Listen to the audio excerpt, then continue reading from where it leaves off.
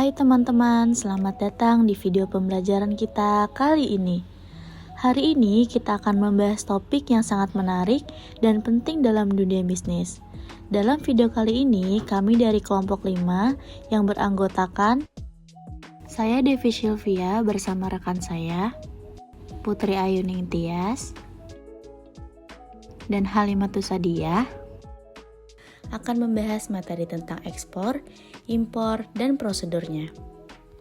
Kita akan mengupas tuntas kegiatan perdagangan internasional ini, mulai dari ekspor, impor, serta langkah-langkah prosedurnya yang berlaku di Indonesia. Yuk langsung kita mulai. Pembahasan pertama kita kali ini berkaitan dengan namanya ekspor. Apa sih yang terlintas di pikiran kalian saat mendengar kata ekspor? Berdasarkan Peraturan Menteri Perdagangan, ekspor adalah kegiatan mengeluarkan barang dari daerah pabean. Daerah pabean itu sendiri adalah wilayah Republik Indonesia, mencakup darat, perairan, dan ruang udara di atasnya, serta tempat-tempat tertentu di zona ekonomi eksklusif dan landasan kontinen yang berlaku Undang-Undang Kepabeanan. Pernahkah kalian bertanya-tanya disebut apa sih orang yang melakukan ekspor itu? Orang yang melakukan ekspor itu disebut eksportir. Nah, eksportir adalah orang perseorangan, lembaga, atau badan usaha, baik berbentuk badan hukum atau bukan yang melakukan ekspor. Kegiatan ekspor-impor ini bisa dilakukan oleh perusahaan perdagangan khusus atau oleh perusahaan produsen yang punya divisi ekspor hasil produksi. Jenis perusahaan pelakunya beragam, mulai dari usaha dagang, perusahaan dagang, CV, firma, PT, BUMN, hingga koperasi. Sekarang mari kita lihat pengelompokan barang ekspor yang dibagi menjadi 3 kelompok utama, yaitu kelompok pertama adalah barang bebas ekspor. Ini adalah barang yang tidak termasuk dalam barang dibatasi ekspor dan barang dilarang ekspor. Contohnya banyak di sekitar kita seperti furnitur, elektronika, handicraft, dan makanan minuman. Yang kedua, barang dibatasi ekspor. Pembatasan ini diterapkan pada eksportir, jenis, dan jumlah yang diekspor. Biasanya untuk alasan melindungi keamanan, kesehatan, lingkungan, atau karena adanya perjanjian internasional, keterbatasan pasokan dalam negeri, atau ketersediaan bahan baku. Untuk mengekspor barang ini ada beberapa persyaratan ketat. Pelaku harus terdaftar sebagai eksportir terbatas, harus ada persetujuan ekspor setiap pengiriman, wajib diverifikasi oleh surveyor, dan harus mengurus surat keterangan asal barang. Contoh barang ini termasuk perak dan emas, serta pupuk urea non-subsidi. Kemudian kelompok ketiga atau terakhir adalah barang dilarang ekspor. Barang ini sama sekali tidak boleh diekspor karena alasan mengancam keamanan nasional, kepentingan umum, melindungi hak kekayaan intelektual, melindungi kehidupan atau kesehatan manusia, atau merusak lingkungan. Jika melanggar, ada sanksi administrasi atau sanksi lain sesuai peraturan. Contoh barang yang dilarang ekspor sangat beragam, misalnya beberapa barang pertanian seperti karet alam, hasil bidang kehutanan seperti kayu dan rotan, dan hasil bidang perikanan seperti anak ikan arwana dan udang galah. Sebelum membahas prosedur, perlu kalian ketahui ada beberapa persyaratan yang wajib dipenuhi oleh eksportir. Di antaranya yaitu, yang pertama ada surat izin usaha perdagangan atau SIUP, yaitu izin resmi yang diberikan pemerintah kepada perusahaan untuk dapat melakukan kegiatan perdagangan. Yang kedua, ada tanda daftar perusahaan atau TDP, yaitu bukti bahwa perusahaan telah terdaftar secara resmi dalam daftar perusahaan secara ketentuan hukum. Dan yang ketiga, ada nomor pokok wajib pajak atau NPWP, yaitu identitas resmi yang diberikan kepada wajib pajak, baik perorangan maupun badan usaha, untuk keperluan administrasi perpajakan. Sekarang mari kita bahas prosedur ekspor atau tata laksana ekspor di Indonesia. Berdasarkan Inpres atau Instruksi Presiden Nomor 3 Tahun 1991, kewenangan pemeriksaan barang ekspor berada pada Direktorat Jenderal Bea dan Cukai. Secara umum, untuk kelancaran, barang ekspor tidak dilakukan pemeriksaan kecuali dalam beberapa kasus.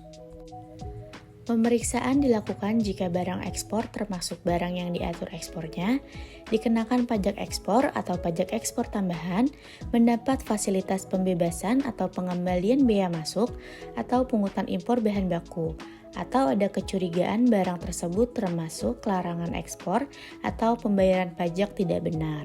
Pemeriksaan barang yang diatur ekspornya ini akan dilakukan pemeriksaan oleh surveyor yang ditetapkan pemerintah. Hasilnya berupa laporan pemeriksaan surveyor ekspor atau LPSE yang bersifat final untuk Direktorat Bea dan Cukai. Selanjutnya, kita fokus pada prosedur pelaksanaan ekspor dengan letter of credit.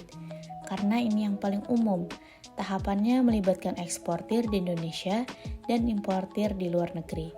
Di antaranya yaitu ada korespondensi dan kontrak bisnis, di mana importir di luar negeri dan eksportir di Indonesia membuat kontrak bisnis ekspor. Selanjutnya, importir membuat letter of credit di opening bank atau bank pembuka di negaranya.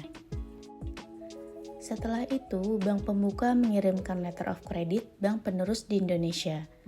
Bank penerus kemudian meneruskan letter of credit tersebut ke eksportir. Nah, langkah selanjutnya masuk ke tahap persiapan barang. Eksportir Indonesia mempersiapkan barang dan melakukan pengepakan.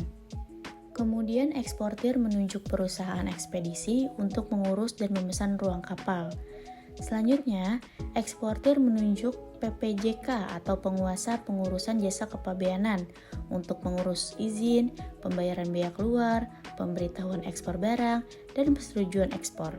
PPJK juga bisa mengurus surat keterangan asal atau SKA ke instansi penerbit SKA. Selanjutnya, barang dikapalkan dan eksportir menerima bill of lading. Eksportir juga menyiapkan semua dokumen, termasuk bill of lading dan commercial invoice, lalu menagih pembayaran melalui bank penerus di Indonesia. Bank penerus kemudian memeriksa dan mengirimkan dokumen ke bank pembuka. Bank pembuka memeriksa dokumen. Jika sesuai, bank pembuka mengirimkan pembayaran kepada eksportir melalui bank penerus. Bank pembuka lalu menagih importir. Importir membayar dan mengambil semua dokumen. Yang terakhir, importir menggunakan dokumen tersebut untuk mengurus pengeluaran barangnya dari pelabuhan tujuan. Nah, kalau tadi kita sudah membahas mengenai apa itu ekspor dan bagaimana prosedurnya, sekarang kita beralih membahas impor dan prosedurnya yuk. Sama seperti ekspor, impor juga diatur dalam Peraturan Menteri Perdagangan, di mana impor adalah kegiatan memasukkan barang ke dalam daerah pabean. Kalau orang yang melakukan ekspor disebut sebagai eksportir, maka orang yang melakukan impor disebut sebagai importir. Jadi, importir adalah orang perseorangan, lembaga, atau badan usaha yang melakukan impor. Nah, teman-teman, ada beberapa syarat yang harus dimiliki oleh seorang importir sebelum melakukan impor. Hampir mirip dengan eksportir, diantaranya yang pertama yaitu surat izin usaha perdagangan atau SIUP, izin usaha dari Kementerian Teknis, tanda daftar perusahaan atau TDP, dan nomor pokok wajib pajak atau NPWP. Selain syarat-syarat yang sudah disebutkan sebelumnya, ada beberapa dokumen penting lain yang harus dimiliki oleh seorang importir, yaitu Angka Pengenal Importir atau API. Nah, API ini merupakan tanda pengenal yang wajib dimiliki oleh importir dalam melakukan kegiatan impor barang yang disahkan oleh pemerintah Indonesia. API ini terbagi menjadi dua, yaitu API umum dan juga API produsen. API umum digunakan untuk perusahaan yang melakukan impor barang untuk diperdagangkan, dan ada juga API produsen untuk perusahaan yang mengimpor barang sebagai bahan baku atau penolong proses produksi. Perlu kita ketahui, kegiatan impor di Indonesia juga memiliki pembatasan. Pembatasan ini bertujuan untuk melindungi industri dalam negeri, melindungi masyarakat dari barang yang membahayakan, menjaga stabilitas ekonomi, dan menjaga devisa negara. Sama seperti ekspor, barang impor juga dikelompokkan menjadi barang bebas impor, barang dibatasi impor, dan barang dilarang impor. Secara garis besar, prosedur pelaksanaan impor dapat dilakukan dengan atau tanpa letter of credit. Namun, dalam konteks kepabeanan di Indonesia, proses utamanya meliputi 5 langkah. Yang pertama yaitu registrasi importir. Importir harus melakukan registrasi, seperti mendapatkan NIK atau nomor induk kepabeanan. Nomor identitas ini bersifat pribadi yang diberikan oleh Direktorat Jenderal Bea dan Cukai kepada importir yang telah melakukan registrasi. Yang kedua, yaitu pengajuan dokumen seperti pengiriman dan penerimaan dokumen impor serta pemeriksaan oleh bank. Prosedur yang ketiga, yaitu pemberitahuan impor. Selanjutnya, importir atau kuasanya PPJK menyampaikan pemberitahuan impor barang atau PIB ke kantor Bea dan Cukai. Yang keempat, yaitu pemeriksaan dan pembayaran. Nah, Bea dan Cukai melakukan penelitian atau pemeriksaan. Jika ada bea masuk, PPN, PPh, atau pabean lainnya, importir wajib melakukan pembayaran. Prosedur yang terakhir, yaitu yang kelima, pengeluaran barang. Setelah semua kewajiban diselesaikan, Bea dan Cukai menerbitkan surat persetujuan pengeluaran barang atau SPPB, dan barang bisa dikeluarkan dari kawasan pabean. Dalam praktik pengeluaran barang impor di daerah pabean Indonesia dikenal adanya 3 jalur pengeluaran barang, diantaranya jalur prioritas, yaitu fasilitas dalam mekanisme pelayanan kepabeanan yang diberikan kepada importir yang mempunyai reputasi sangat baik sehingga penyelesaiannya lebih sederhana dan cepat. Kemudian ada jalur hijau, fasilitas mekanisme pelayanan kepabeanan yang diberikan kepada importir yang mempunyai reputasi baik sehingga penyelesaian hanya dilakukan penelitian dokumen. Dan yang terakhir, jalur merah, mekanisme pelayanan kepabeanan yang dilakukan melalui penelitian dokumen dan pemeriksaan fisik barang. Biasanya dikhususkan bagi importir baru atau importir yang termasuk dalam kategori resiko tinggi. Nah, itu tadi penjelasan lengkap mengenai kegiatan ekspor dan impor, mulai dari ketentuan umum, pengelompokan barang, hingga prosedur pelaksanaannya. Intinya, dalam perdagangan luar negeri, kepatuhan terhadap regulasi dan prosedur, terutama yang berkaitan dengan bea dan cukai, serta dokumen seperti letter of credit, PEB atau pemberitahuan ekspor barang, dan PIB atau pemberitahuan ekspor barang sangat krusial. Nah, cukup sampai di sini pembelajaran untuk hari ini. Semoga materi ini bermanfaat bagi teman-teman yang tertarik dengan dunia perdagangan internasional. Sampai jumpa di kesempatan berikutnya. Bye-bye! Thank you everyone! Thank you Elmar!